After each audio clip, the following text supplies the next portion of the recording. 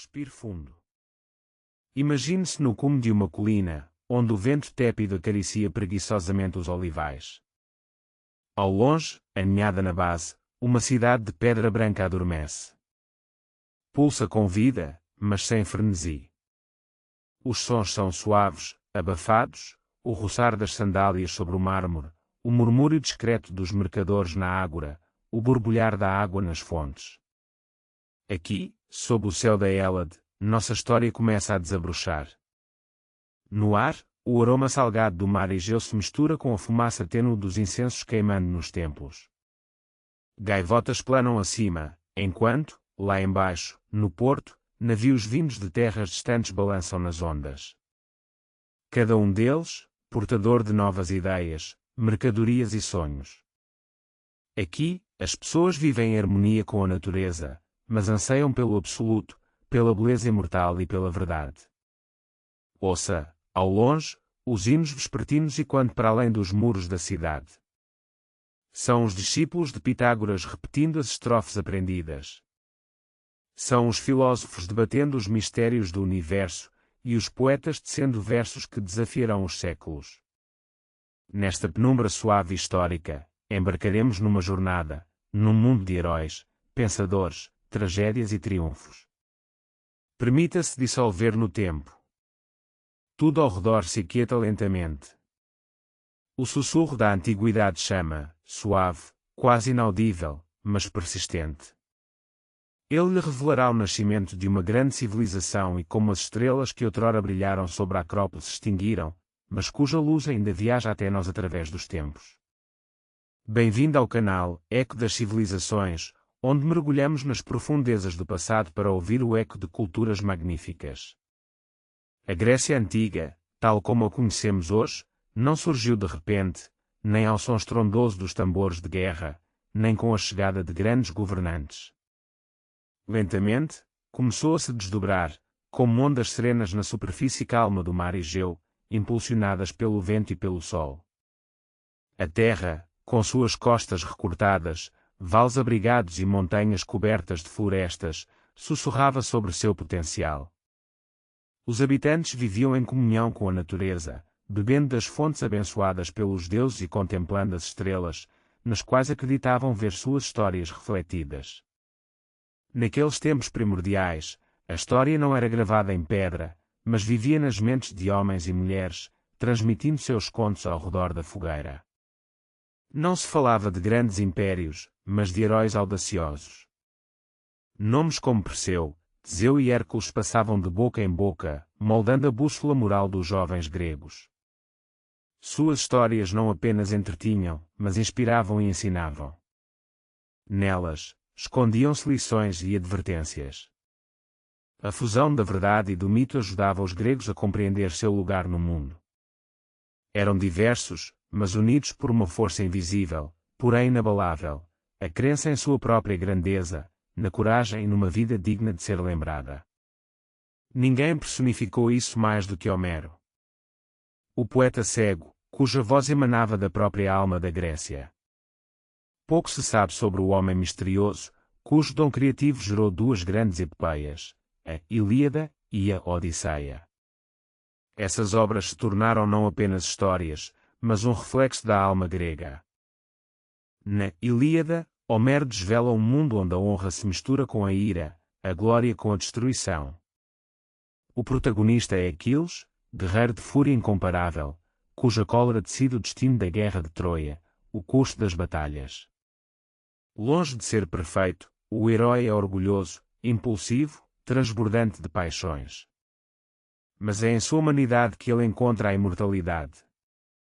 Em contraposição, surge Heitor, o nobre príncipe de Troia, que luta não pela glória, mas por sua cidade, sua família, seus filhos.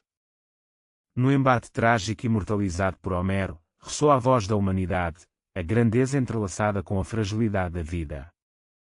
Se a Ilíada revela a guerra, a Odisseia narra a jornada após ela. Odisseu, o astuto rei de Ítaca, vaga por 10 anos em busca do lar. Encontra monstros, tentações, a fúria dos deuses. Mas sua maior batalha é consigo mesmo. É uma viagem às profundezas do ser humano, a busca eterna por significado, redenção e o retorno às origens. Essas narrativas inspiravam a bravura, a astúcia, a lealdade, a humildade. Os valores gregos, em sua magnificência, vivem até hoje. Na antiguidade, os gregos compreenderam que até mesmo os heróis podem cair, mas que o importante é cair com dignidade. Pequenas tribos e assentamentos nas costas e montanhas começaram a florescer. Erigiram palácios e cidades-estado, protegidas por acrópolis no alto das colinas. Cada cidade possuía suas próprias leis, exércitos e costumes, mas eram unidas pela língua, pela fé e pela cultura. No centro dessa unidade, erguia-se o panteão dos deuses. As divindades gregas eram humanas, ciumentas, amorosas, iracundas, como os próprios homens. Zeus, o principal dos deuses, reinava do Olimpo, regendo suas vidas. Em sua família divina, destacava-se Hera, sua esposa, detentora do poder sobre os casamentos e sempre sedenta por vingança. Então, surgindo da mente de Zeus, manifestava-se Atena, fonte de sabedoria e mestria militar. Apolo exaltava a luz e a razão com suas canções, enquanto sua irmã gêmea, Ártemis, vagava pelas florestas, com seu arco sempre pronto. Cada cidade tinha sua divindade padroeira. Atenas reverenciava Atena, Corinto adorava Poseidon, e Delfos se tornou o local sagrado de Apolo. Esses deuses influenciavam a vida cotidiana dos cidadãos, moldando seus destinos e guiando suas aspirações. Em tempos de festas, sacrifícios e templos grandiosos, o povo expressava sua gratidão e buscava orientação, crendo no poder dos deuses para abençoar ou amaldiçoar. Dentre os inúmeros lugares sagrados, irradiava um fascínio místico singular, Delfos, o santuário aninhado nas encostas do Monte Parnaso. Ali, no templo de Apolo, enigmas e predições ecoavam, inspirando e aterrorizando.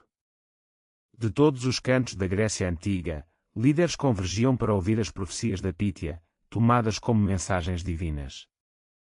Suas palavras, enigmáticas e sábias, moldavam o destino de guerras e tratados de paz, sua voz carregando a magia da clarividência. O povo da Hélade não se unia sob o jugo de um único governante ou império colossal, mas sim por costumes compartilhados, devoção aos deuses e uma paixão por competições.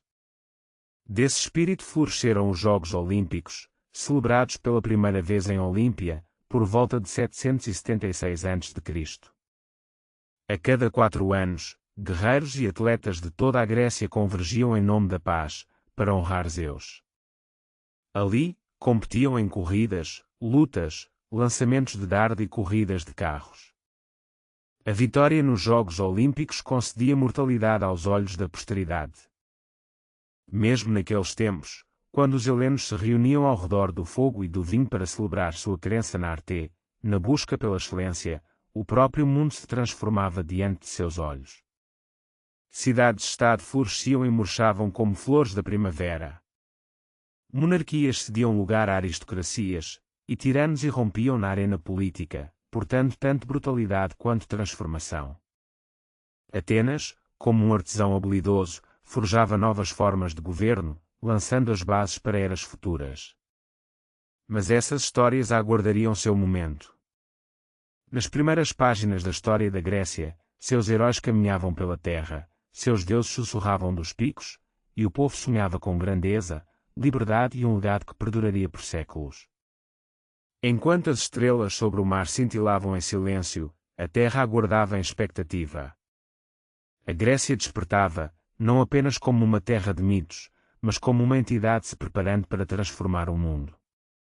Sob o estandarte dos homens, a era dos heróis cedeu lugar à era das cidades. Aldeias floresceram, metamorfoseando-se em polis, como joias incrustadas nas colinas e nas costas.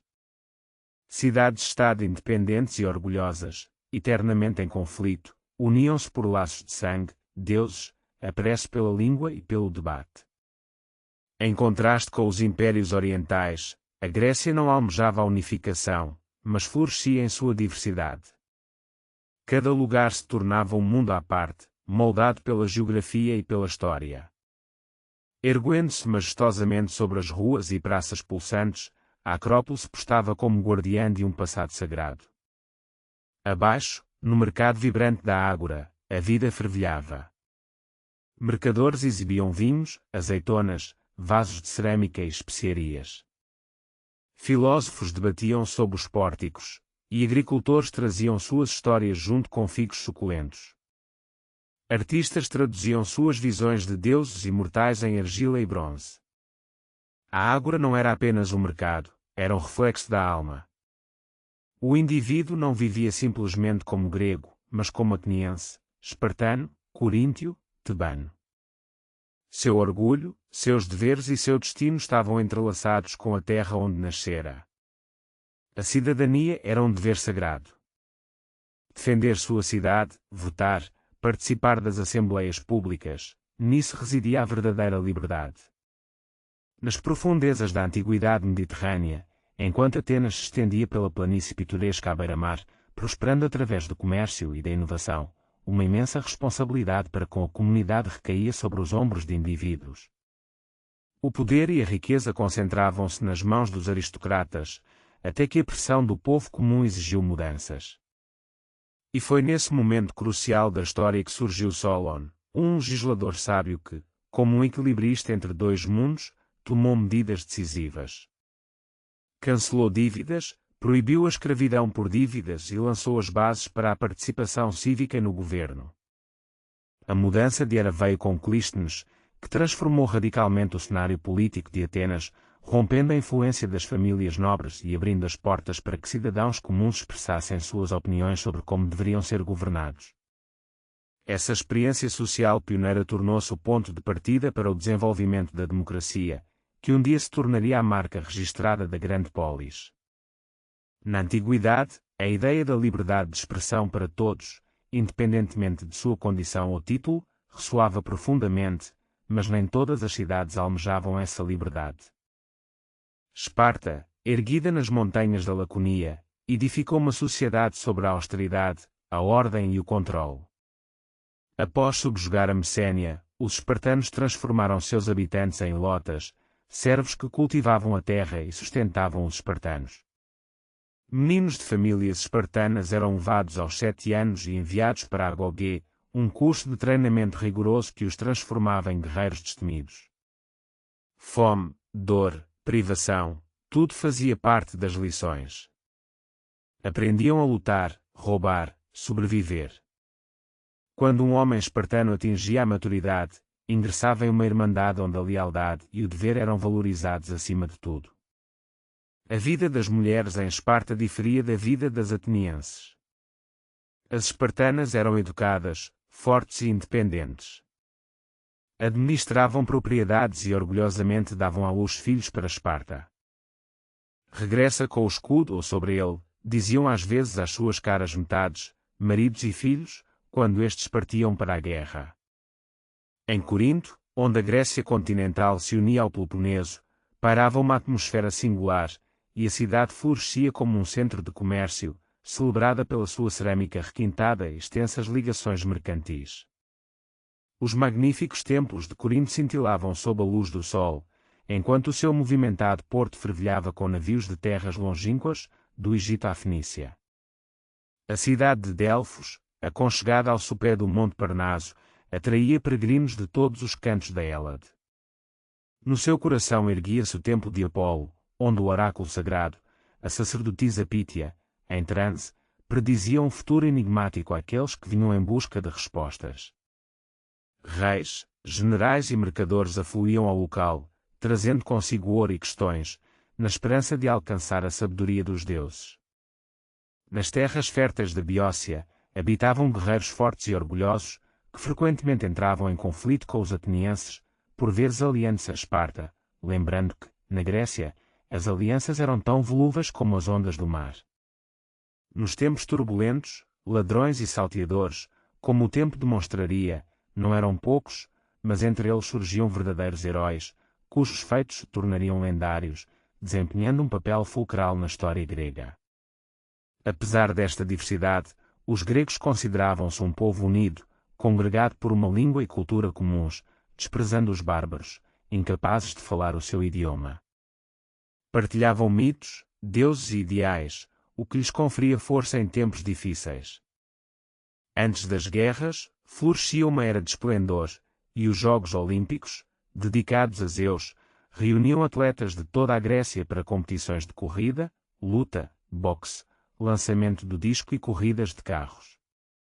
Os desportistas, untados com óleo, competiam nus, como se fossem estátuas vivas, e os vencedores regressavam às suas cidades natais como triunfadores, coroados com louros, com os seus nomes a ecoar em canções e contos, transmitidos de geração em geração.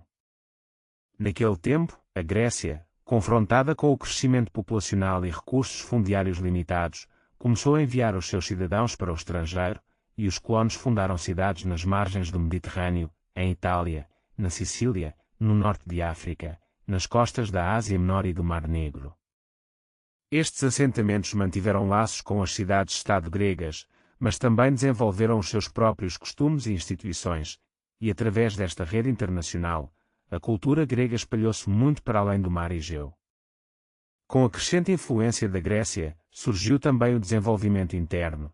A escrita alfabética, emprestada aos fenícios, tornou-se amplamente difundida, e pela primeira vez as leis, a poesia e a história podiam ser registadas não apenas na tradição oral, mas também em pergaminho e pedra, tornando os antigos gregos um povo que dominava a palavra, a música e a escrita. No alvorecer do século VI a.C., a Grécia não era um império, mas um mundo em constante movimento, onde as cidades-estado, como estrelas no céu, cada uma irradiava a sua própria luz, mas estavam ligadas por fios invisíveis. Das suas relações tensas nascia a inovação, da rivalidade a força, dos sonhos uma nova realidade, e os alicerces estavam lançados, a terra era fértil em pensamentos, ambições e fé, restava apenas acender o fogo da história, para que a Grécia entrasse no período da sua grandeza. Por vezes, uma cidade transcende os seus muros, riquezas e guerreiros. Na antiguidade, houve momentos raros em que se elevou a símbolo da própria condição humana. No século V a.C., Atenas tornou-se um desses símbolos, a Acrópole erguia-se, as suas paredes de pedra emoldurando templos e santuários, enquanto na Ágora, o coração da vida pública, ressoavam as vozes de mercadores e filósofos. Artistas imortalizavam mitos em ânforas, os cidadãos moviam-se livremente, dialogavam, sonhavam, e os atenienses experimentavam, forjando a ideia da democracia, um conceito radical que ecoou, embora nem todos tivessem direito a voto, mas apenas os livres de espírito e coração. Pela primeira vez na história, decisões sobre guerra, paz, impostos e justiça eram debatidas em assembleias públicas, e a democracia, como um vidro precioso, exigia cuidado e atenção constantes para não se estilhaçar.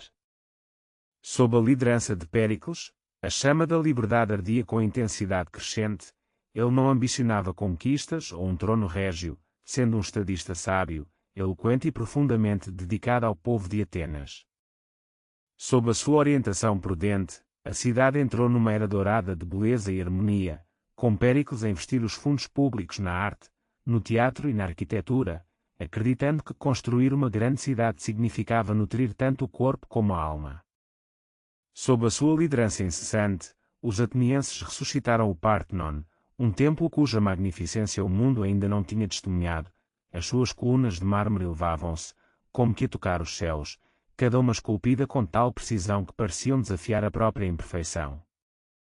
No interior do templo glorioso, a gigantesca estátua de Atena, a padroeira da cidade, esculpida em marfim e revestida de ouro, pairava, sublime e poderosa. As frisas e o frontão do templo proclamavam não só os deuses, mas também o orgulho, a coragem e a benevolência. No entanto, não foram apenas as estruturas de mármore que tornaram Atenas gloriosa, foram as mentes. Ali, o próprio processo de pensamento tornou-se uma arte. Nas vielas da cidade, vagueava um homem chamado Sócrates, portador não de respostas, mas de indagações. O que é justiça? Questionava aos transeuntes no mercado. Qual o significado de viver uma vida virtuosa? Não carregava livros, nem aceitava pagamento ou louvor por seus pensamentos. Suas palavras despertavam tormentas nos corações, muitos se afastavam, alguns temiam, mas aqueles que ouviam, mergulhavam em reflexões mais profundas do que jamais haviam experimentado. Entre seus discípulos, estava Platão, que testemunhou a morte do mestre, condenado por corromper a juventude e por impiedade. Platão jurou preservar o legado de Sócrates e fundou a Academia, onde os aprendizes debatiam sobre a alma, o Estado e as estrelas. Em suas obras, sonhava com sociedades ideais e defendia o governo de reis filósofos sábios, em busca da verdade, e não do poder. E então surge Aristóteles, o mais brilhante aluno de Platão. Onde Platão via ideais, Aristóteles enxergava a natureza, estudando plantas, animais, política, ética e lógica. Esse grande pensador sistematizou o conhecimento e observou o mundo com perspicácia, lançando as bases para futuras descobertas e verdades filosóficas. Sua influência se espalhou rapidamente por todo o globo, permeando todas as áreas do saber. Atenas não era apenas um refúgio de pensadores, mas também o berço de poetas e dramaturgos. Ao ar livre, no teatro de Dionísio, milhares de pessoas assistiam extasiadas às tragédias e comédias, interpretadas com alma. O grandioso Ésquilo, sublime e solene, revelava o drama dos deuses e do destino humano em sua Osteia, onde os intrincados laços de sangue e vingança entrelaçavam vidas, conduzindo à tão esperada justiça. Sófocles, requintado e profundo, presenteou o mundo com Édipo Rei, uma história de cegueira e verdade, envolvida nos mistérios do destino. Eurípides, ousado e implacável, mergulhava na loucura, na vingança e na dor das mulheres em um mundo dominado por homens. Suas palavras ainda ecoam com força, não apenas nas histórias que contava, mas também nas perguntas que levantava.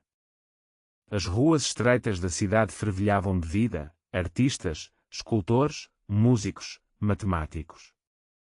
Fídias, cuja estátua de Atena despertava admiração, Anaxágoras, que sugeriu que o Sol era uma rocha de fogo no céu, Pitágoras, cujo teorema se tornou a base da geometria.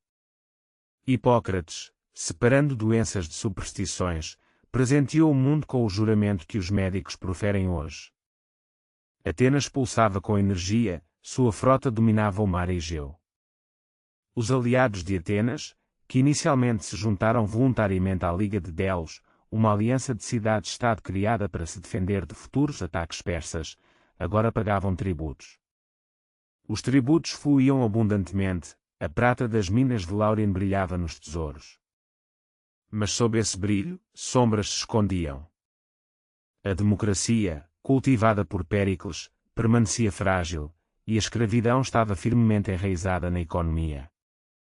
As mulheres, mesmo as de famílias influentes, eram excluídas da vida pública. Estrangeiros, os metecos, podiam trabalhar, mas não tinham direito ao voto. A liberdade de alguns dependia do silêncio de outros. Sob o domínio de Atenas, o descontentamento começou a despertar entre os aliados, que eram cada vez mais vistos como súditos. Uma cidade, em particular, observava atentamente essas mudanças, enchendo-se de suspeitas. Esparta ainda parecia transparente em comparação com a grandeza de Atenas. A cidade, moldada por pensamentos e sentimentos, ressoava com mármore e melodias. Viajantes vinham de longe para admirar os templos, ouvir os filósofos e caminhar pelas colinas sagradas. Suas ideias embriagavam, seu povo era inquieto e orgulhoso. O tempo fluía, implacável, mas infinito. Atenas, em sua era de ouro, não era perfeita, mas respirava com uma vitalidade rara, concedida a poucas cidades. Quando sua tocha brilhava intensamente na escuridão, o mundo inteiro não podia resistir à sua luz. Se Atenas é a cidade da mente, Esparta é a cidade do corpo. Onde Atenas exaltava a palavra, Esparta glorificava o silêncio. Onde Atenas se adornava com arte, Esparta se vestia com o manto da guerra. Nos tempos antigos, Atenas buscava a grandeza por meio de sua influência, enquanto Esparta, sobrevivendo em isolamento, fortalecia sua posição. Esparta, imersa entre as colinas agrestes da Laconia, cercada por penhascos montanhosos, parecia uma fortaleza inexpugnável. Não precisava de muros de pedra. Os espartanos acreditavam que seus fortes guerreiros eram a melhor defesa, e isso era verdade. Sua disciplina vinha de séculos de superioridade em batalha. Ao iniciar sua ascensão à grandeza, Esparta subjugou a Messénia, transformando seus habitantes em ilotas, escravos que trabalhavam na terra e sustentavam seus senhores espartanos. Mas essa façanha deixou uma sombra de revolta sobre a orgulhosa Esparta. Os ilotas, em número superior aos espartanos, mantinham em seus corações o medo de uma rebelião, que soava como um ritmo sombrio de tambor, guiando cada decisão e ação da magnífica política espartana. Na antiga Esparta, a sobrevivência era uma arte, e a sociedade, única. O Estado, obcecado pela guerra, buscava apenas a sobrevivência, não a glória. O destino de um menino espartano começava com a medição de sua força. Os fortes eram criados, os fracos eram deixados à mercê do destino. Crueldade, mas necessidade. Aos 7 anos, os meninos eram retirados de suas famílias e levados para Agogé, onde os aguardava um sistema rígido de aprendizado e treinamento. Lá, conheceram a dor lancinante, a mordida cruel da fome, o abraço gélido do frio. Aprenderam a furtar com astúcia, a esgueirar-se pelas sombras sem jamais serem apanhados. Pois a punição não espreitava o ato de roubar, mas sim o fracasso em consegui-lo. Nos tempos ancestrais, os espartanos eram possuidores de um espírito combativo singular. Sua falange, um muro de escudos e lanças, era tida como invencível, pois sua força residia não apenas na precisão tática, mas também nos laços fraternos que uniam cada guerreiro. Acreditavam que a amizade e a lealdade eram virtudes supremas, capazes de torná-los imbatíveis em qualquer campo de batalha. O hoplita espartano, guerreiro revestido de bronze, portando escudo redondo e espada curta, era a personificação da coragem e da disciplina, agindo em combate como um organismo único, uma máquina de guerra viva, impulsionada por uma vontade férrea e um objetivo comum. As mulheres de Esparta, embora afastadas da política, gozavam de liberdades impensáveis para as demais mulheres do mundo antigo, eram instruídas e detinham o direito à propriedade, o que lhes conferia uma posição ímpar na sociedade. Em Esparta, valorizava-se não apenas a força bruta dos homens, mas também a inteligência das mulheres, sua capacidade de aprendizado e sua independência de espírito. Sob o céu anil da Laconia, as mulheres carregavam o fardo de educar os futuros guerreiros, suas vidas imbuídas de um espírito de orgulho e força, e bradavam que somente as espartanas eram capazes de gerar verdadeiros heróis. O matrimônio, para elas, não era um romance, mas sim uma união pragmática. Os maridos, muitas vezes, permaneciam nos quartéis até os 30 anos, visitando suas esposas em segredo, esporadicamente. O amor florescia no seio da irmandade, no dever compartilhado e no sacrifício mútuo. O governo de Esparta era tão peculiar quanto seu povo. 2 reis, oriundos de dinastias distintas, lideravam o exército em batalha, auxiliados por um conselho de anciãos, a gerúsia, composto por sábios com mais de 60 anos, eleitos para servir vitaliciamente. 5 éforos, magistrados detentores de poder incomensurável, supervisionavam os assuntos cotidianos e tinham a prerrogativa de vetar até mesmo as decisões dos reis.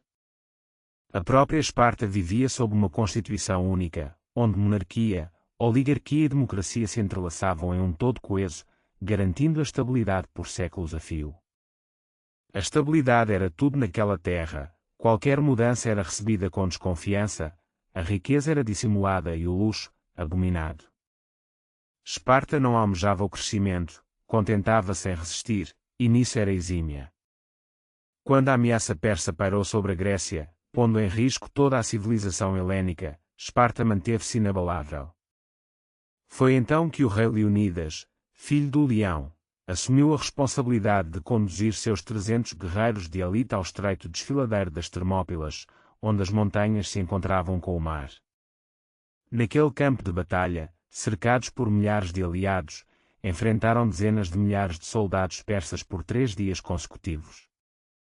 Seu objetivo não era a vitória, mas sim retardar o avanço inimigo, inspirar outros povos e mostrar ao mundo que a liberdade valia qualquer sacrifício. Os espartanos tombaram até o último homem, mas seu espírito tornou-se lendário. Ao passarem, diziam: aqui, de acordo com as nossas leis, jazemos. Essa submissão, esse sacrifício, eram a alma de Esparta, mas também sua prisão, pois, em tempos de paz, os espartanos tinham dificuldade em se adaptar. Seu estilo de vida austero deixava pouco espaço para a criatividade, o comércio e as artes. Em seus muros, não ecoavam reflexões filosóficas nem nasciam grandes obras.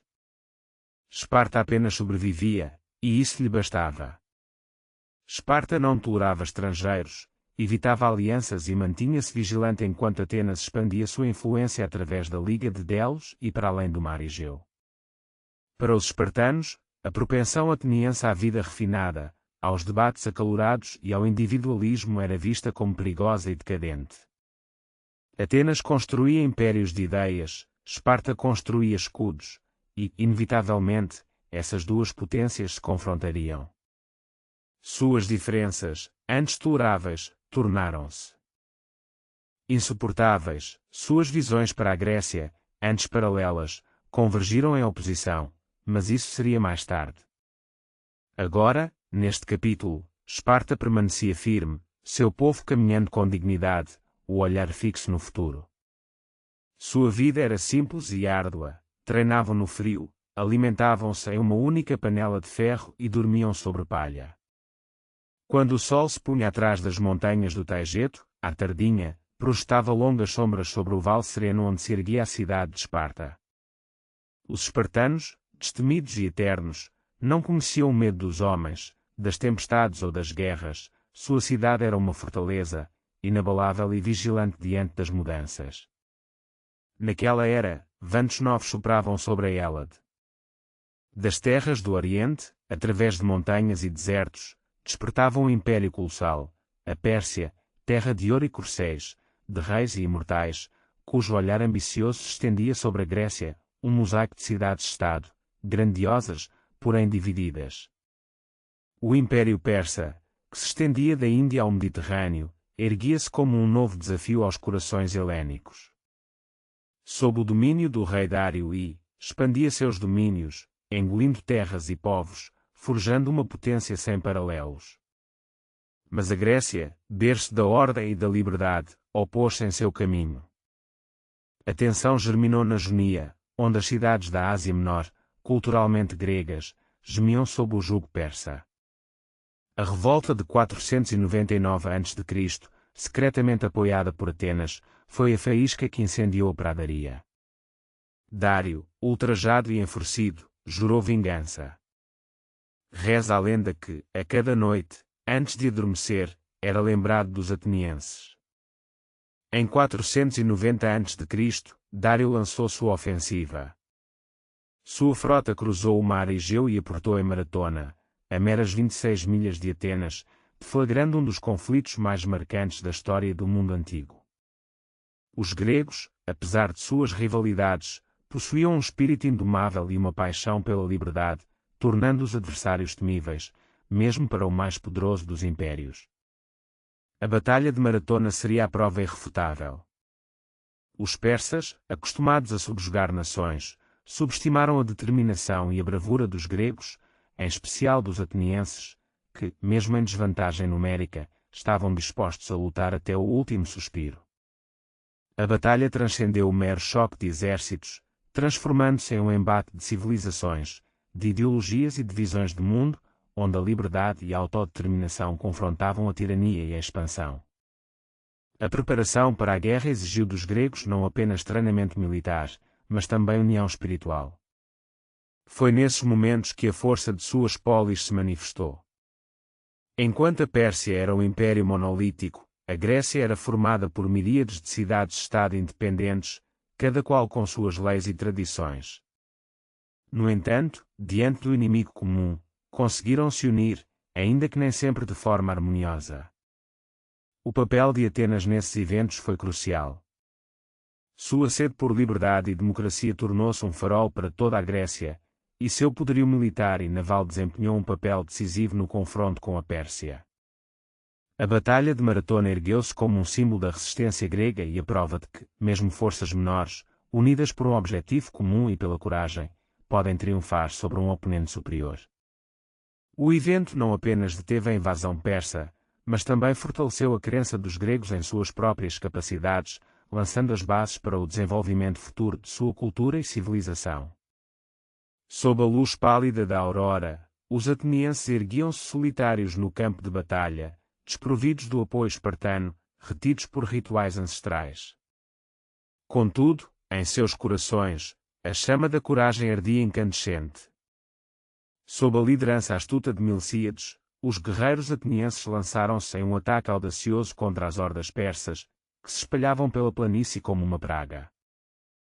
Apesar da disparidade numérica, as falanges gregas, disciplinadas e imbuídas de determinação, romperam as linhas inimigas com um estrondo de escudos e o aço reluzente de suas lanças.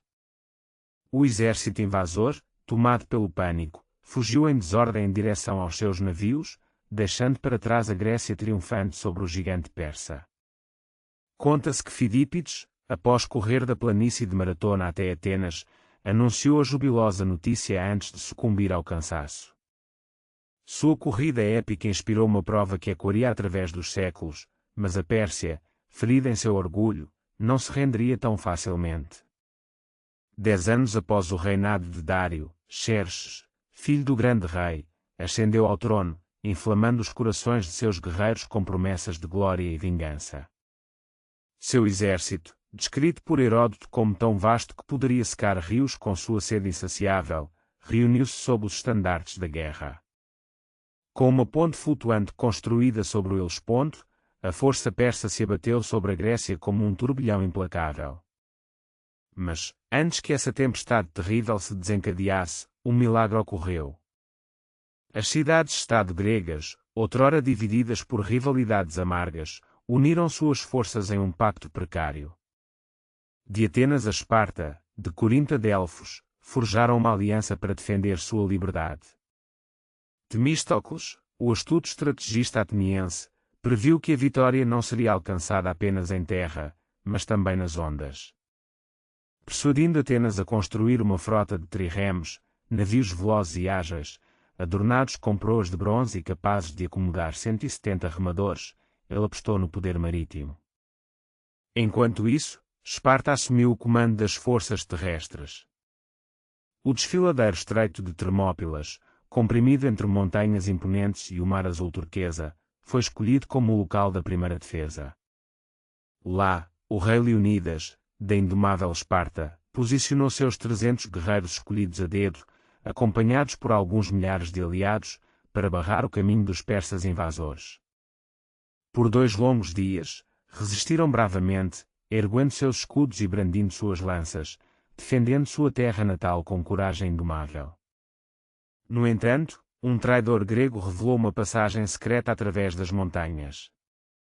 Cercado, Leonidas dispensou seus aliados e permaneceu apenas com seus 300 bravos, lutando até o último suspiro. Seu sacrifício heroico entrou para a história. No local, ergue-se até hoje um monumento com a inscrição orgulhosa: viajante, diga a Esparta que aqui jazemos, obedecendo às suas leis. Embora Termópilas tenha caído, seu sacrifício ganhou tempo crucial para a Grécia se preparar para a batalha final. Sob a liderança de Temístocles, a frota grega atraiu os navios persas para as águas estreitas de Salamina. Lá, um confronto cataclísmico irrompeu, com os persas, desorientados no espaço confinado, incapazes de manobrar. Os navios gregos destroçaram o inimigo um a um, com chamas e destruição explodindo sobre as águas. Do alto da costa, Xerxes observava, impotente, enquanto sua frota perecia em chamas. Ele se retirou para a Pérsia, deixando parte de suas tropas em solo estrangeiro. Um ano depois, em Plateias, um exército grego aliado, liderado por um espartano, esmagou os guerreiros persas remanescentes. Os gregos, apesar de todas as adversidades, defenderam sua terra com bravura e determinação. Milhões foram libertados da opressão graças à coragem de seus cidadãos, que lutaram por suas cidades, suas famílias e seu direito à autodeterminação. A vitória transformou a Grécia para sempre. Deixando de ser apenas cidades-estado rivais, os gregos se uniram em um propósito comum. As guerras abriram seus olhos para o poder da unidade, para a força de um povo livre, unido por um objetivo compartilhado. Templos foram erguidos em memória dos heróis caídos, canções e peças teatrais celebraram seus feitos, e agradecimentos foram oferecidos aos deuses. A ameaça persa foi repelida, mas a unidade grega, como sempre, provou ser frágil. Os atenienses, cuja frota havia desempenhado um papel crucial na vitória, emergiram da guerra transformados. Eles fundaram a Liga de Delos, uma aliança de cidades destinada a proteger contra futuras ameaças. Inicialmente, a participação era voluntária, com as cidades contribuindo com navios, dinheiro e recursos de bom grado. Mas, com o tempo, à medida que Atenas ascendeu ao auge da Liga, começou a governar seus aliados com mão de ferro. Os tesouros, que antes ficavam em Delos, foram transferidos para as muralhas de Atenas. Cidades rebeldes foram punidas, suas frotas foram confiscadas e sua autonomia foi suprimida. Assim, a Liga se transformou em um império não oficial, alimentado pela riqueza dos subjugados. Atenas investiu esses tesouros em sua era de ouro, erguendo templos magníficos, construindo teatros grandiosos e apoiando estudiosos e artistas. Mas, nas cidades subjugadas, como Corinto, Tebas e Esparta, o descontentamento crescia. As guerras persas haviam unido os gregos, mas também revelaram os perigos da ambição desmedida. A faísca da rebelião fumegava, e logo irromperia em chamas. Contudo, por um breve momento, neste instante glorioso, a Grécia permaneceu unida. Sob o céu azul, pontilhado pelas flechas persas, os gregos lutaram como deuses do Olimpo, desafiando o destino. Sob o firmamento estrelado, os filhos de agricultores, oleiros e poetas se elevaram à condição de lendas. A chama da unidade, que outrora brilhou intensamente, agora bruxuleava. A grande ameaça persa havia sido repelida, e com ela, o elo que unia o mundo grego se desfez. Com a paz, veio um sentimento de orgulho, e logo em seguida, a rivalidade. Atenas, glorificada por suas vitórias nas guerras persas, tornou-se excessivamente ambiciosa. Sua frota dominava os mares, sua cultura cativava os corações e suas riquezas, extraídas dos cofres da Liga de Delos, se transformavam em mármore, ouro e conhecimento. Mas a aliança havia-se transformado em uma jaula, e Atenas detinha a chave. A grandiosa e inabalável Esparta observava com apreensão o crescente poder de Atenas, cuja força residia em guerreiros austeros e tradições seculares. Onde Atenas erguia monumentos, Esparta forjava soldados, onde debates ecoavam na eclésia ateniense, o silêncio imperava em Esparta. As diferenças, que antes se complementavam, agora despertavam suspeitas, e a tensão se adensava, ganhando uma força implacável. Em 431 a.C., o rufar dos tambores pronunciou o início da Guerra do Peloponeso, um conflito sangrento entre Atenas e seus aliados, e Esparta com a Liga do Peloponeso, que se estenderia por quase 3 décadas, deixando uma cicatriz indelével na história da Grécia. Na aurora da guerra, enquanto a terra tremia com incursões e escaramuças, e o ar se impregnava com o odor de pólvora e medo, Péricles, o senhor de Atenas, clamava por cautela, ordenando que os cidadãos se refugiassem atrás das muralhas e confiassem na frota para atacar pelo mar. Por um tempo, o plano funcionou, mas a morte chegou inesperadamente, não na ponta das lanças, mas espreitando nos becos escuros da cidade.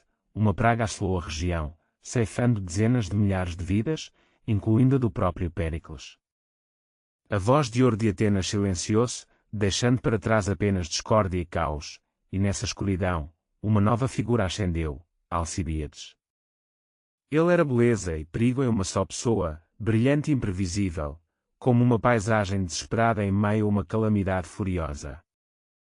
Discípulo do grande Sócrates, dotado de um charme extraordinário e ambições ardentes, ele propôs um plano audacioso: enviar uma frota para a distante Sicília, para conquistar a grandiosa Siracusa e expandir o vasto império de Atenas, cativando as mentes e os corações dos cidadãos. A cidade, exausta por guerras intermináveis, mas sempre sedenta por glória, aprovou com entusiasmo suas propostas, e o futuro pareceu sorrir para Atenas. No entanto, a desgraça estava inexoravelmente ligada à fortuna. Alcibíades, envolto no manto da traição, foi acusado de sacrilégio e quebrou todos os laços de lealdade. Esparta foi o primeiro porto de seu exílio, e a Pérsia, o segundo, onde ele continuou a tecer uma teia de intrigas.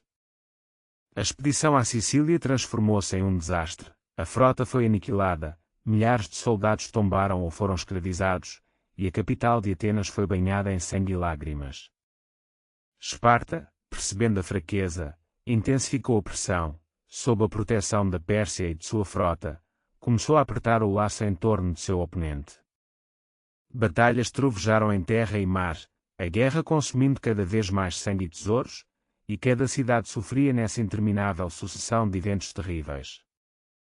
Em meio às ruínas das cidades, caminhava Sócrates, o filósofo envelhecido, lançando perguntas que pairavam no ar. Em tempos de traição, alianças e silêncio dos deuses, ele buscava respostas para o porquê da virtude ter se perdido na guerra. Sua honestidade lhe angariou inimigos, e em 399 a.C., ele foi acusado de impiedade e corrupção da juventude. A sentença de morte não o perturbou, ele bebeu o veneno e partiu para o além, tornando-se um mártir por suas convicções. A guerra continuou em Egospótamos, a frota ateniense foi dizimada, deixando a cidade sem esperança, comida ou navios. Atenas se rendeu. No distante ano de 404 a.C., a grande Esparta ascendeu ao ápice da vitória, mas qual foi o preço pago por esse triunfo? Esparta, ditando suas condições com rigidez, privou Atenas de sua frota e império, mas não havia alegria na vitória. Atenas não tinha poder econômico nem influência cultural para manter a Grécia em seus braços, e a guerra não gerou um novo senhor, apenas destruiu o antigo mundo, sem oferecer um novo. A guerra do Peloponeso deixou o mundo grego em ruínas, as cidades-estado, outrora cheias de esperança, agora estavam enfraquecidas, desconfiadas e vulneráveis. A ambição destruiu a unidade, a glória consumiu a paz. E ao norte, entre as colinas da Macedônia, um jovem observava, atento ao que acontecia, seu nome era Alexandre. Por muito tempo, a Grécia vagou na escuridão, preservando sua magnificência e idealismo, mas perdida em sua arrogância. As cidades-estado do sul, exaustas pelas guerras, viram seu poder minguar, mas ao norte, na Macedônia, uma nova força despertava. Os macedônios, desprezados pelas cidades de Atenas e Esparta, eram considerados rudes e selvagens, mas possuíam algo que aterrorizava a Grécia: unidade, ambição e um rei sem precedentes. Seu nome era Filipe II. Em sua juventude, Filipe foi prisioneiro entre os bárbaros, onde absorveu as táticas dos grandes generais gregos. Ao retornar à Macedônia, ele trazia consigo não apenas a experiência de sobrevivência, mas também uma visão aguçada. Ele enxergava longe, onde outros não conseguiam ver. Enquanto as cidades-estado do sul se perdiam em suas disputas, a Macedônia podia ascender, e Filipe se dedicou a essa tarefa. Ele transformou o exército macedônio, criando falanges aterrorizantes, com guerreiros armados não com lanças comuns, mas com sariças maciças, de 18 pés de comprimento. Essas armas podiam atingir o inimigo antes que ele sequer se aproximasse para o combate corpo a corpo. Atrás dessas muralhas, cravejadas de pontas afiadas, avançavam tropas de infantaria disciplinada, cavaleiros experientes e mestres em táticas de cerco, cujas habilidades eram incomparáveis em toda a terra da Grécia. Filipe introduziu mudanças que ligaram firmemente suas tropas à sua pessoa. Eram homens de origens humildes, lutando por seu rei, compartilhando seus triunfos. O caminho de Filipe rumo ao poder foi longo e árduo. Ele esmagou os competidores, subjugou as tribos locais e garantiu a segurança das fronteiras. Gradualmente e de forma estratégica, começou a influenciar a política do sul da Grécia, oferecendo alianças e desfazendo-as para atender às suas ambições. Cidade após cidade, batalha após batalha, a Macedônia estendia sua influência para o sul. Em 338 a.C., Filipe enfrentou seu maior desafio na Batalha de Croneia. Nas vastas planícies do campo de batalha, as tropas atenienses e tebanas se aglomeravam. Outrora inimigos mortais, uniram-se pelo medo do crescente poder da Macedônia. Os tebanos trouxeram para o campo sua melhor tropa, o Batalhão Sagrado, conhecido por sua bravura e lealdade. Os atenienses também trouxeram seus guerreiros de elite, mas Filipe estava preparado. Ao seu lado, seu filho, o jovem príncipe, já pronunciava uma futura grandeza, Alexandre. A batalha se inflamou com ferocidade. A falange macedônia avançava implacavelmente, suas longas lanças perfurando as fileiras gregas. Em um momento crucial, Filipe habilmente orquestrou uma retirada, lançando os atenienses no caos e forçando-os a se amontoar para frente. Nos campos de batalha, Alexandre, à frente da cavalaria macedônia, abateu-se como uma tempestade, esmagando as fileiras sagradas e derrotando os destacamentos gregos. As cidades-estado, incluindo Atenas, foram derrotadas. A Grécia, terra de cidades livres, caiu diante dele. Mas Filipe não procurou destruí-las, ele entendia sua importância. Em vez disso, convocou a Liga de Corinto, unindo os estados gregos, ainda que formalmente, sob seu comando. Ele proclamou que a Grécia não mais lutaria contra si mesma, mas se voltaria para o mundo exterior. Seu novo inimigo era a Pérsia. Filipe sonhava em conquistar o império que ameaçava a Grécia, em ressuscitar uma força grega unida contra um inimigo comum. Combinando o poder da Macedônia e o esplendor da Grécia, o sonho de paz parecia mais próximo do que nunca. Mas o destino tomou outro rumo. Naquele distante ano de 336 a.C., no auge de sua grandeza, Filipe foi traído, assassinado em um casamento por um de seus próprios guarda-costas. Permanecia o mistério, teria sido um ato de vingança ou parte de uma conspiração traiçoeira. Seu filho, com apenas 20 anos, teve o fardo de herdar o trono. Muitos previram sua queda, jovem demais, audacioso demais, inexperiente demais. Mas estavam errados. Alexandre esmagou cada oponente, começando pelas tribos rebeldes do norte e as cidades descontentes da Grécia, até aqueles que ousaram se rebelar contra ele. Ele não conhecia misericórdia, reduzindo cidades a pó, deixando de pé apenas seus santuários e as casas de Píndaro, o grande poeta. As palavras eram claras como o dia: a rebelião não prosperará. Quando chegou o ano de 334 a.C., Alexandre estava pronto. O mundo grego, ferido e cansado, mas unido, se preparava para a guerra no leste. A maior conquista da história estava por vir. A luz da manhã brincava nas águas do Helesponto enquanto o jovem rei da Macedônia se preparava para atravessá-lo para a Ásia. Ele tinha apenas 20 anos e ansiava por realizar o impossível: conquistar o Império Persa, o maior da terra. Antes de pisar em solo inimigo, ele parou, lançando sua lança na costa. Este gesto foi um sinal de sua reivindicação sobre o leste.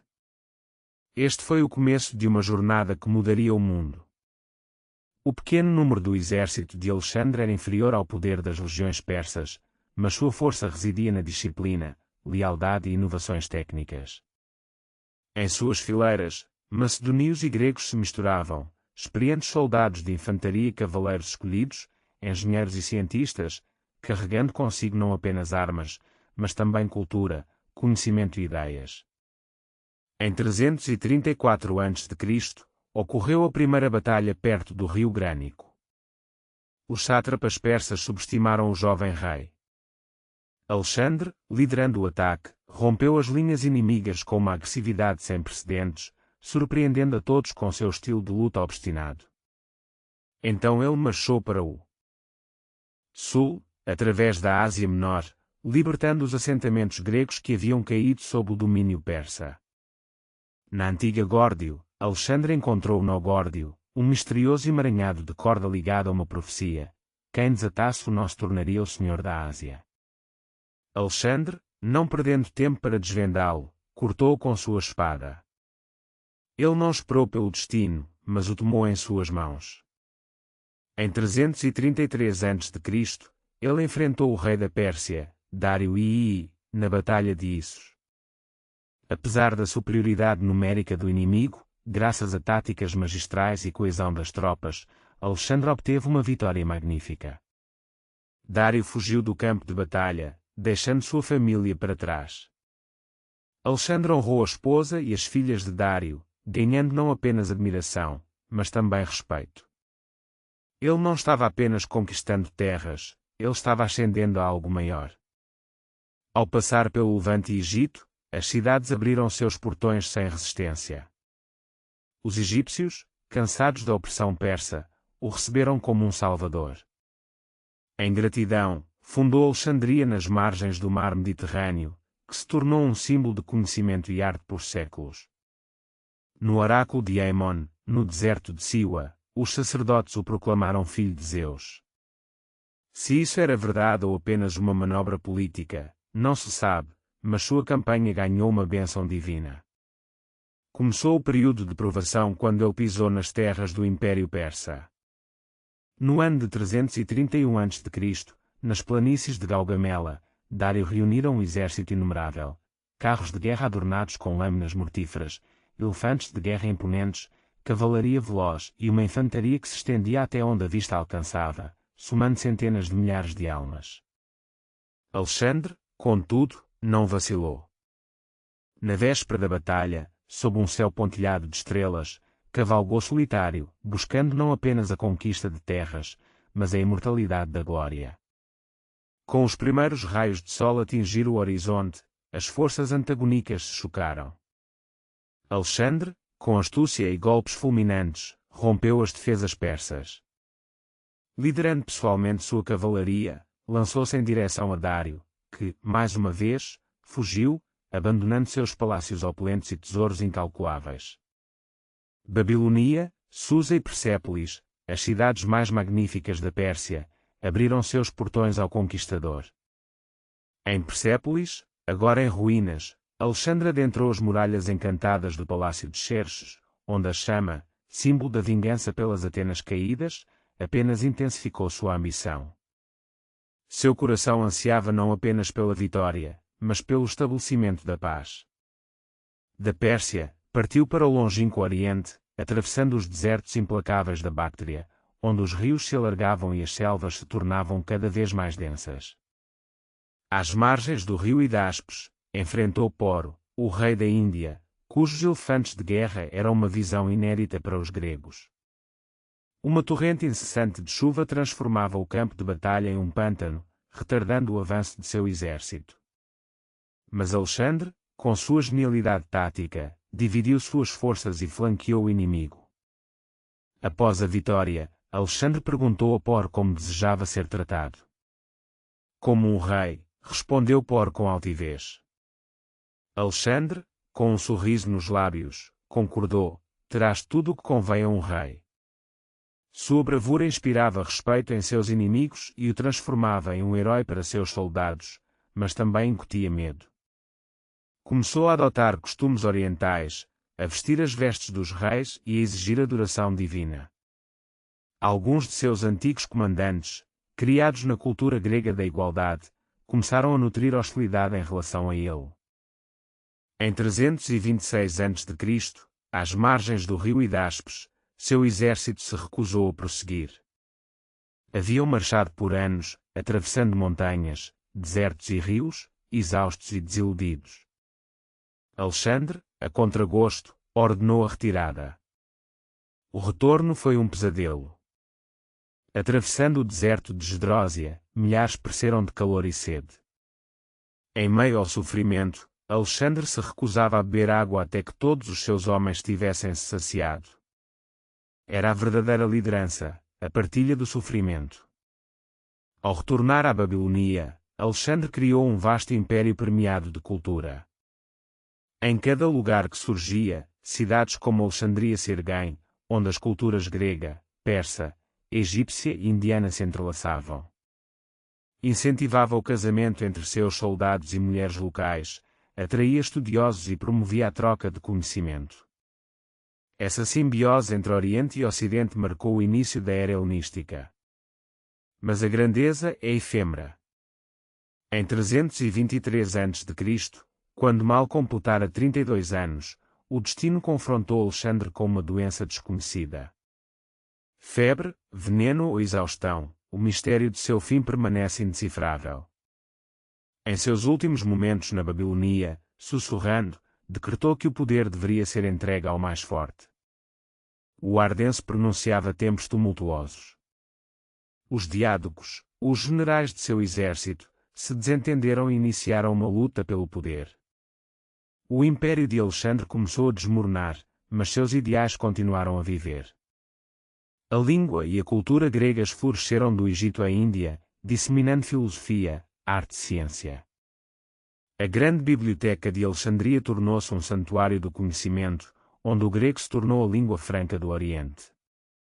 Alexandre partiu, mas sua visão de paz tornou-se realidade. Quando o grande Alexandre faleceu na Babilonia, no terceiro século a.C., deixou não apenas um vasto império, mas a grandiosa ideia de que a cultura grega poderia permear os cantos mais remotos da terra. Seu domínio, embora tenha ruído quase instantaneamente, seu legado continuou a viver, espalhando-se muito além de seu império. Após sua morte, seguiram-se décadas de conflitos. Seus generais, os diádocos, dividiram a vasta herança, forjando seus próprios reinos.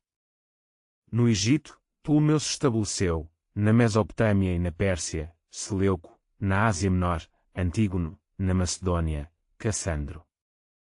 Lutaram, firmaram alianças, traíram uns aos outros, seu governo não era apenas o poder da espada, mas também das cidades, das moedas e da cultura. Na era das viagens e das batalhas, o mundo do período helenístico floresceu, como uma estrela brilhante no firmamento. A majestosa dinastia ptolomaica adornou Alexandria, transformando-a em uma joia do Mediterrâneo. O farol de Alexandria, imponente como um faraó, elevava-se a incríveis 300 pés, iluminando o caminho dos marinheiros. Mas o verdadeiro tesouro era a biblioteca, um refúgio majestoso para a mente. Lá, as mentes de estudiosos de todos os cantos do mundo conhecido convergiram. Milhares de pergaminhos, como guardiões do conhecimento, adornavam as prateleiras, armazenando obras de poesia, filosofia, ciência e história. Não era apenas um edifício, mas um templo sagrado de curiosidade e investigação, um símbolo da sede insaciável de conhecimento da humanidade. Nos salões isolados deste lugar, o conhecimento de antigas civilizações, Babilonia, Egito, Índia e Grécia, se fundiu. Lá, como inspiração, pairava no ar. A língua grega tornou-se uma ponte entre a ciência e a diplomacia. Os sacerdotes egípcios mergulharam na sabedoria em grego. Os textos hebraicos, moldados ao gosto grego, deram origem à Septuaginta, e as fronteiras dos mundos antigos começaram a esbater-se, entrelaçando língua e fé num único tecido. Tempos de grandes impérios e profundas dúvidas serviram de berço para pensadores notáveis. Epicuro, em Atenas, proclamava a paz da alma, a ataraxia, como o bem supremo, afirmando que os deuses existiam, mas permaneciam distantes, alheios aos assuntos humanos. A verdadeira felicidade, segundo ele, residia nas alegrias simples, na amizade e na libertação do medo. No extremo oposto do pensamento, erguia-se Zenão de Cítio, fundador do estoicismo. Ensinava que a virtude era o único bem verdadeiro e que o homem devia aceitar a vida com dignidade e sabedoria, dominando as suas emoções e permanecendo imune às influências externas. Estas ideias iriam influenciar profundamente a administração do Império Romano, a teologia cristã e o pensamento moderno. Paralelamente ao desenvolvimento da filosofia, a ciência e a matemática floresciam. Em Alexandria, Euclides lançou os fundamentos da geometria, criando uma obra que perduraria por mais de 2 milénios. Arquimedes, trabalhando em Siracusa, descobriu as leis da hidrostática e aplicou-as de forma genial em invenções militares, demonstrando a capacidade de alterar a própria essência da natureza. Os antigos astrônomos, como Aristóteles e Aristarco de Samos, já haviam proposto um modelo heliocêntrico do sistema solar, embora as suas ideias não tivessem sido aceitas pelos seus contemporâneos, mas confirmadas nos séculos seguintes. Eratóstenes, utilizando medições simples com a ajuda da sombra e de uma régua, determinou com uma precisão surpreendente a circunferência da Terra. O estudo do universo pelos gregos teve um profundo impacto na arte. Se a escultura clássica buscava a beleza e a harmonia ideais, a arte helenística incorporava emoções, movimento e realismo, retratando o riso, a dor e até a velhice, adicionando humanidade à perfeição das formas. Um exemplo notável é a Vitória de Samothrácia, a deusa de mármore que se lança para a frente na proa de um navio, com o manto a esvoaçar ao vento, parecendo a própria encarnação do movimento vivo. O grupo de Laocoonte, retratando a tragédia do sacerdote Terano e dos seus filhos, envolvidos por serpentes, transmitia rostos distorcidos pelo sofrimento, demonstrando não apenas uma estátua, mas o sopro da vida, a personificação da realidade. No teatro de Menandro, dramaturgo de Atenas, os espectadores encontravam risos e lágrimas nas suas comédias sobre amor, mal-entendidos e desavenças familiares, cujas obras inspiraram os dramaturgos romanos Plauto e Terêncio, e mais tarde os escritores do Renascimento. As cidades da era helenística, construídas em estilo grego com ágoras, teatros e templos, tornaram-se centros de diversidade cultural, onde os costumes gregos se entrelaçavam com as tradições locais em Antioquia, Pérgamo, Bactro e outros lugares. Estátuas de Zeus elevavam-se entre as divindades orientais, e as praças do mercado enchiam-se com os aromas das azeitonas, da seda e das especiarias. As ideias espalhavam-se mais rapidamente do que os exércitos, e a identidade tornava-se multifacetada. Um persa podia falar grego, adorar Apolo e os deuses locais, servir um descendente de Alexandre, o Grande. Esta mistura de culturas diluía as antigas fronteiras, mas a época era frágil, repleta de guerras, quedas de dinastias, alianças ruinosas e bibliotecas incendiadas. A luz da razão tremuluzia sob ameaça, e do oeste já se aproximava uma nova força, Roma. Os romanos, outrora devotos da cultura helénica, aventuraram-se no Oriente, extasiados pela sua arte, filosofia, e sedentos pelos feitos dos heróis. Contudo, juntamente consigo, trouxeram a sua ordem, as suas leis, e erigiram um vasto império. Com o tempo, herdaram o testemunho da Grécia, carregando-o adiante, talvez não com a mesma graciosidade, mas com uma força inegável. O legado grego persistiu, tornando-se a fundação da civilização romana, para depois permear a Europa, o Médio Oriente e mais além. A língua grega permaneceu como a língua da ciência e da escrita, nela nasceram textos cristãos, e sábios árabes traduziram a filosofia grega. Na era do Renascimento, a educação grega readquiriu popularidade, e as democracias modernas inspiram-se na antiga Atenas. A era do helenismo floresceu como uma tela de fragmentos vibrantes, entrelaçados num padrão surpreendente, um mundo repleto de movimento e ambição, semelhante a um oceano instável de ideias. Sob a luz da aurora, a era dos reis desvanecia-se, mas iniciava-se o caminho da era da razão. A grandeza da Grécia, que adornava o mar Egeu, mergulhava lentamente no crepúsculo, e o eco das conquistas de Alexandre o Grande ainda reverberava pelas ruas de mármore e cidades distantes, mas a sua criação unificada há muito se desintegrava. Os reinos helenísticos, aparentemente poderosos, mas na realidade frágeis, travavam guerras incessantes, enfraquecendo-se e preparando o terreno para o poder romano ascendente. Os seus conflitos internos e rivalidade constante criaram um vácuo de poder que Roma, com a sua disciplina e organização, estava pronta para preencher.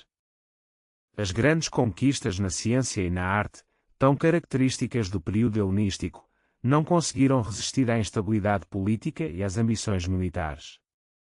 As bibliotecas, repositórios de conhecimento, tornavam-se frequentemente vítimas de conflitos, simbolizando a perda do património cultural.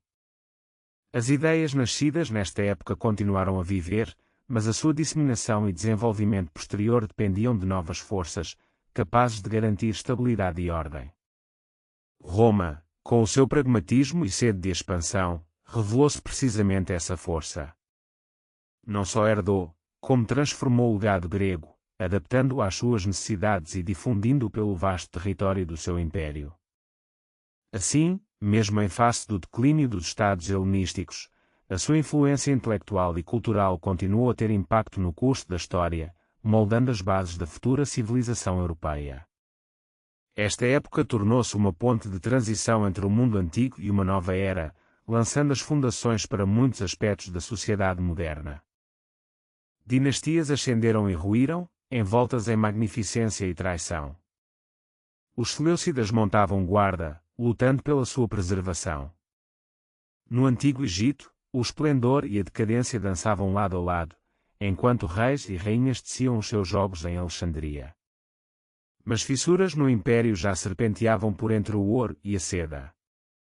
Em meio a essa tapeçaria, erguia-se uma figura singular, Cleópatra VI, a última soberana do Egito. Sua inteligência, carisma e erudição nas culturas grega e egípcia a tornavam irresistível. Em sua ânsia por salvar seu reino, buscou alianças com os homens mais poderosos de Roma, primeiro, Júlio César, e depois, Marco Antônio. Mas o mundo se transformava, e Roma já não apenas admirava a Grécia, mas a engolia. Em 168 a.C., Roma conquistou a Macedônia, e em 146 a.C., esmagou Corinto, enviando um sinal claro a toda a Hélade. A autonomia se esvaía. As outrora grandiosas cidades-estado, antes soberanas, agora eram meros fantasmas de sua antiga glória, tragadas pela implacável potência romana. A Grécia se tornara apenas uma província, despojada de sua independência política. Mas sua fulgurante cultura permanecia altamente valorizada. Ironia do destino, mesmo em sua queda, a Grécia exercia uma influência ainda maior. Os romanos, conquistadores pragmáticos, reverenciavam o gênio grego. Imitavam sua arte, adotavam seus deuses sob nomes latinos, e enviavam sua elite para estudar em Atenas e Rhodes. Um general romano podia vestir a toga, mas citava Homero e debatia com as palavras de Platão. O grego se tornou a segunda língua do Império Romano, essencial para eruditos, diplomatas e os primeiros pensadores cristãos. Foi em grego que o Novo Testamento foi escrito. Pelas cidades gregas ecoavam as palavras de São Paulo, entrelaçando o estoicismo e os ideais cristãos. A filosofia se tornou um esteio para os imperadores, e a biblioteca de Alexandria, mesmo consumida pelo fogo, continuava a viver no espírito dos estudiosos. Bizâncio, transformada em Constantinopla, tornou-se a capital do Império Romano do Oriente. Quando Roma caiu sob os bárbaros, Bizâncio carregou a tocha da civilização. Mesmo em declínio, a Grécia permanecia uma fonte de luz. As obras-primas arquitetônicas da Grécia inspiraram construtores de cidades em todo o mundo, das ruas de Londres aos boulevards de Washington. Seus dramas, como joias preciosas, brilharam nos palcos séculos depois, continuando a viver no coração dos espectadores. A sabedoria dos filósofos gregos ecoou através dos tempos, nutrindo as mentes do Renascimento, do Iluminismo e dos revolucionários modernos. Os experimentos políticos dos antigos gregos, embora nem sempre bem-sucedidos, se tornaram uma fonte inesgotável de inspiração para repúblicas e democracias. A ideia de autogoverno, nascida na Ágora em Atenas, ainda arde como uma chama brilhante no coração dos povos. Mas mesmo em meio à grandeza e ao legado da Grécia, ressoa uma verdade inegável. Ela não era uma entidade monolítica, mas um mosaico de vozes, por vezes harmoniosamente entrelaçadas, por vezes em conflito. Era a bravura espiritual de Leonidas, a profundidade filosófica de Sócrates, a ambição de Alexandre, a elegância de Péricles, a resiliência de Antígona, o raciocínio lógico de Aristóteles e a mística de Homero. Eram pedras, fogo aceso, razão em busca da verdade e fé na própria força, guerra e paz, intimamente entrelaçadas no destino humano. Hoje, apenas testemunhas silenciosas restam da grandiosidade do passado. Colunas dispersas, estátuas de mármore, nomes gravados na pedra, agora esquecidos pelo tempo. Turistas vagueiam entre os templos, estudiosos mergulham no estudo de papiros antigos, crianças ainda se maravilham com as histórias de Aquiles e Odisseu. A Grécia, embora tenha caído em termos físicos, vive em nossa memória. Ela se transformou, tornando-se parte de Roma, de palavras, lições e música. Seu espírito cruzou oceanos, penetrou em laboratórios, parlamentos e teatros, e continua a nos inspirar até hoje.